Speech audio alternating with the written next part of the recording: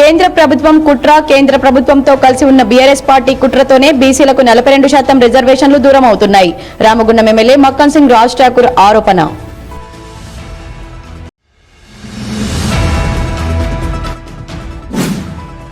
BC సంఘాల ఐక్యవేదిక ఇచ్చిన బంద్ విజయవంతం. బంద్కు పూర్తి మద్దతు ప్రకటించిన అన్ని రాజకీయ పార్టీలు.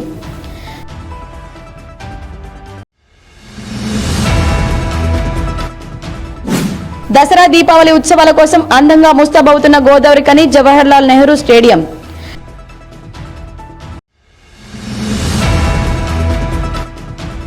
కాంగ్రెస్ పార్టీ బీసీలకు ఇచ్చిన మాట తప్పితే స్థానిక సంస్థల ఎన్నికల్లో ప్రజలు కర్రు కాల్చి వాత పెడతారు. బీజేపీ రామగుండం ఇన్ఛార్జ్ కందుల సంధ్యారాణి హెచ్చరిక.